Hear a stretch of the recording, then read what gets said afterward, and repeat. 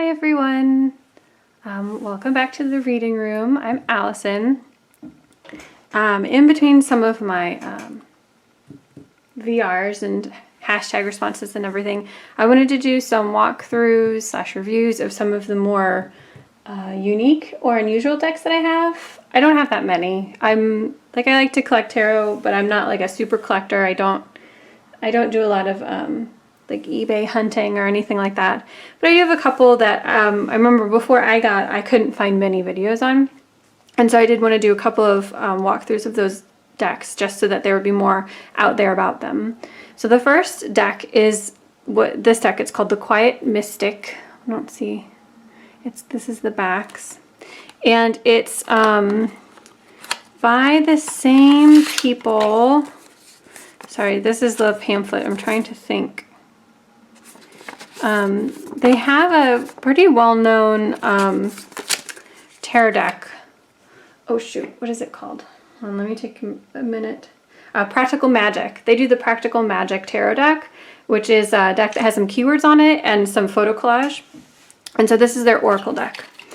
So it comes in this little tuck box, which I don't know if any of you have ordered from like Make Playing Cards, but it's that same kind of tuck box. I mean, it's fine. It's sturdy. It has the extra little foldy thing, which is helpful. It is really, really tight though, because it also has this fold out. Instead of a guidebook, it has like a little fold out. Now to start with, technically, let's see, there are 40 cards, which is, on the smaller side for an Oracle deck. But I don't know, on some Oracle decks, I don't mind having just a few cards, if they're effective cards. So I haven't really noticed with this one being disappointed with the number of cards. And they're technically separated into suits, although I never remember that they are, and I don't tend to read with them this way, but they're separated into suits by the elements, so air, water, earth, and fire.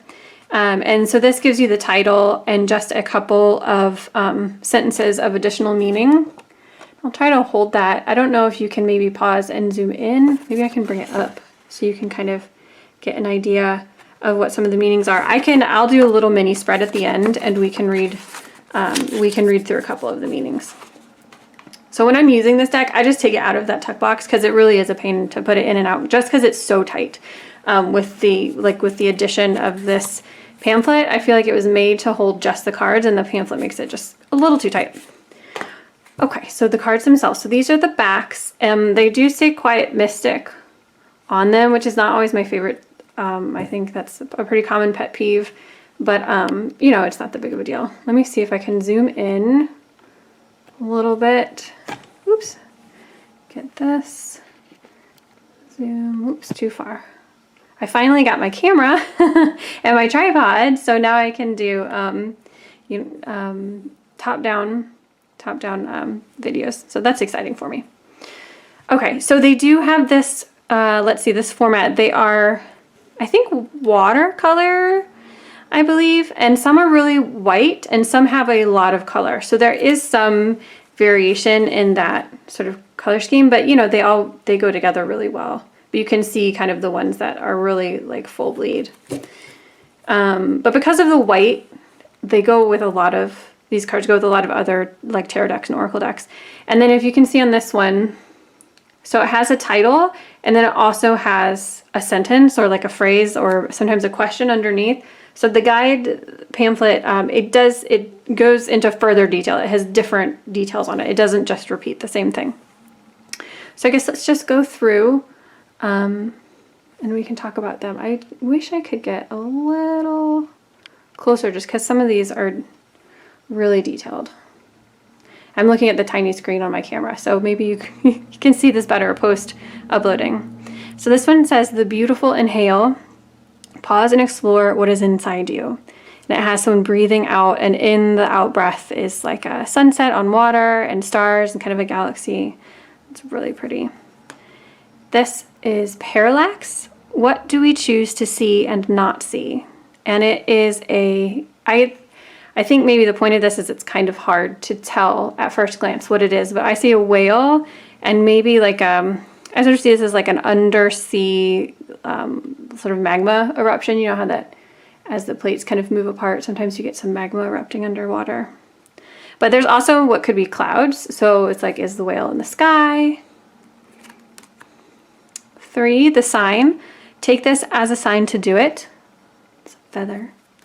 4, cosmic wanderlust, the unfolding of your innermost desires. It's like looking, for me, this is like looking outside of an airplane window. 5, the myth, believe in strength by grace. And it's a Pegasus with stars. Sorry, I probably shouldn't touch them so much. Just leave them still. 6, Supernova Shadow, time for you to meet your luminous darkness. And there's a figure standing on top of this. So it's like, is the figure the darkness? Is the luminous darkness this big shape underneath? 7, boundless energies. Energy flows where intention goes. 8, space invasion, a frequency upgrade. 9, slow disco, holding on to what isn't there. And there's like 2 sort of ghost shapes dancing together under a disco ball. That one's so sweet. 10, trust the universe. Everything will work out for your highest good. And so there's this moon shape with like a landscape with the moon and the water and some mountains inside. 11, glass island, yearning for expansion. So I think those are all water. Sorry, I should have said those were all, let me open the pamphlet. Those are all air. So now we're moving on into water. And just to kind of stop, I don't know that I really see that much connecting these cards in terms of elemental energies. So yeah, that's kind of why I just never really used the elemental associations, but they're there if you want to play with them. So this is the first card in water. It is 11, glass island, yearning for expansion. And so there's like this cube of glass, and then the colors and shapes inside are sort of leaking out the sides. 12, Heartbreak Falls. Your tears nourish something in you. And there's this kind of almost like a glass like vessel that's shaped like an eye that looks like it has like liquid that has been in it, and it's flowing out, emptying it as if it, were tears emptying out of the vessel. 13, the dive. Explorations into the unknown. And there's a figure down here. So far these all have water in them. 14, swan sensibilities. External calm, internal labor. So it's like the saying where the swan is calm on top, but paddling furiously underneath. 14, sun-drenched woes. Face discomfort and let your worries air dry. The mermaid, air drying her hair. I really like that one. 16, magic bubble ride. Protect your energy. 17, an awesome wave. Powerful emotions brewing. And it's like a storm in a box. 18, best feelings. To be really seen, you must bare your soul. And this one is hard to see, but looks like there are 2 figures floating on their backs in this sort of circle of water. 19, the unseen. There are deeper things you need to address. So of course it's like the iceberg, how much is buried underneath. 20, this is the last card in water. Closer than this, you are almost there. And then this is the first card in earth. 21, mutual mystic assembly, a call to join forces. I don't know if this one is hard to see, but there's kind of behind this tree branch in the forest, there's like a circle of silhouettes joining hands around a fire. 22, the visionary, thriving from the unexpected. 23, Serpentine Shed. Serpentine Shed? Serpentine Shed. Evolve the ways that nourish you. So there's a snake. Sorry, evolve in ways that nourish you. So like shedding your skin. 24, summer afternoons. Delight in the life you've crafted for yourself. There's 2 figures just hanging out in the sunset on top of the house. 25, harvest season. The seeds you planted are now ripe. 26, natural remedies. Nature will heal you. There's 2 plants with the rainbow in between. 27, Starseed, bloom where you are planted, with a bunny. 28, space exploration, respect the space available for growth. 29, root down, grounding. So this is the, no, there's one more. 30, the libertine, honor the truest you. And this is a pink striped zebra, I suppose, with its third eye there. And then we're in the last suit, which is fire. 31, bonfire of baggage, burn what weighs you down. I think this is the one I've pulled the most from this deck. 32, like moth to a flame. Have you seen yourself like this before? 33, molten. Do not overthink this. Sort of like a melting head, which I like, because of course that's what overthinking feels like. It's just your head melting. 34, sparks. Beginnings of something great. So of course this is like Ace of Wands energy. 35, taming the tiger. Do not let your fire consume you. 36, reflector. If you want better, be better. 37, soul search. Begin a journey within. I don't know if you can see, but there's a figure on top of this big crystal. 38, the craft. Focus on improving your craft. 39, joyful scarring. Wear your scars like a badge. 40, make love. Love is a verb. And I really like this one. And they're pouring this bucket of pink into this. It looks like a heart, and it also kind of looks like a baked good, maybe. So I like that one. It's interesting, as I was going through these and kind of thinking about them, let me zoom back out a little bit. Thinking about them as elements, I guess I do see the airs in this one. Like this is breath. We said that maybe the whale was in the sky, the feather falling from the sky. That reminded me of an airplane. That one's flying. That's in the sky. So yeah, I guess I can see that with air. I do feel like, now that I think about it, there does seem to be some themes by suit, and I think that the Earth suit is my least favorite, which is surprising. Usually I really like Earth, like Pentacle cards, but I don't know, in this one they just feel like really the most simple of the whole deck, maybe? Or maybe I don't like the pink with the green. That seems to be the theme, the color theme. I haven't had these organized in a really long time, so it's making me think. Because I find so many of these cards very, very moving and evocative. I have said on a couple of my other videos that I have found myself gravitating more towards really unique oracles like these that have on them either like a label or one keyword, or in this case like a title sometimes. And sometimes a title itself doesn't necessarily give you anything, like slow disco. What does that mean? But it is kind of evocative and poetic. And then a lot of times they'll have like a full phrase, a full sentence, a few keywords. Like I found myself being really drawn to those as opposed to the oracle decks. Let me see if I can find one. The oracle decks that have like just one keyword on them. I don't know. I've just been finding these a lot more juicy to dig into. They just kind of like give me more in a reading, or when I'm just sort of pulling randomly in the middle of the day. I don't know, there's just like more there for me. There's more of a message there for me, I guess. Maybe it's just that it's like it's more obviously laid out and I don't have to really like use my intuition as much. I don't know, but I like them, and I like these oracles like these that are the messages and the keywords and the keyword combinations are very unique. You know, it's not just like compassion. Oh God, I can't even, hold on, give me 1 second. Try not to knock the camera.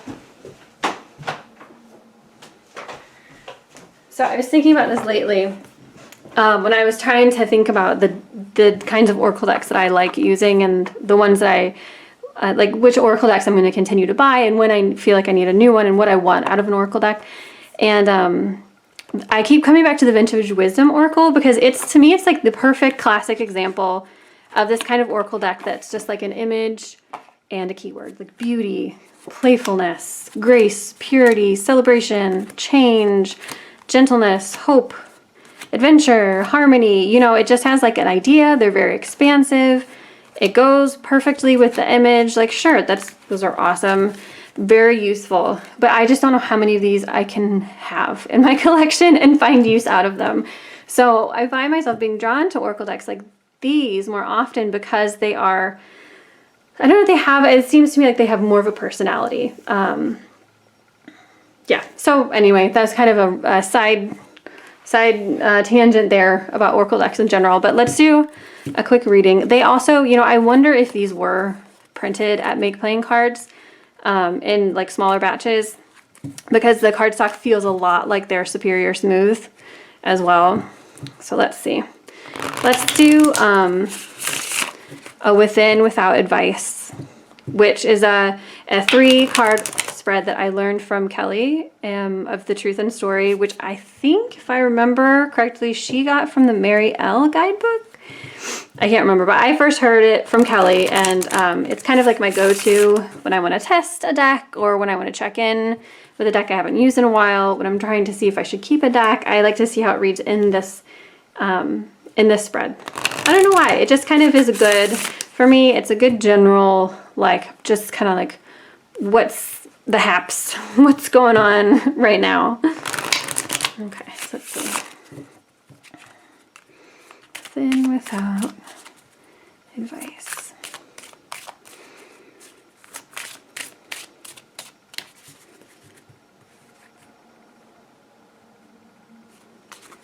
Okay. Within is the Libertine. I swear to God, I get this card every time I go to this deck. Without is Molten. Maybe I didn't shuffle them super well. And then Advice is Magic Bubble Ride. So let's read from this little pamphlet. So the Libertine, honor the truest you. It's number 30 here. The truest innermost vision of you, the truest innermost version of you does not want to be tamed. It just wants to be. Honor and celebrate who you really are. And then that's Within. And then Without is Molten. Do not overthink this. 33. Let it all melt away. Forget what others have to say. Silence the voices in your head with pure, fiery knowing. And then Advice is 16, Magic Bubble Ride. Protect your energy. Sorry if my hands are in front of the cards. I'm still getting used to this, having the camera on. Okay, Magic Bubble Ride, number 16 right here. So these two, sorry, just these, this is earth, this is fire, and this is water. Magic Bubble Ride. Wrap yourself in a protective bubble that lets others in but keeps you safe. Hold your personal space and your energy under your own terms. We find light when we make room for protection. So Within is this sort of desire to let the truest you shine, like to be true to yourself and to not have to change yourself or be other than who you really are. I'm doing this reading like, what is today? The 15th or 16th of December, I think. So right before many of us who celebrate Christmas or Yule might be hanging out with families, people we haven't seen in a while, relatives who might expect us to be old versions of ourselves, versions of ourselves that they knew, you know, from years past, versions of ourselves that maybe we no longer are or no longer want to be. So there's sort of like an internal desire to, to be the truest you. And then Without is this Molten, this sort of like energy that is driving us to overthink, maybe overplan. Again, I'm thinking of the season and of all of the plans that often go into the holidays around this time of year, and just how much energy, this sort of frantic energy that can kind of become when you sort of feel this need to plan and do and do all these activities and just make this time of year perfect and lead to a lot of sort of like frantic intellectual energy.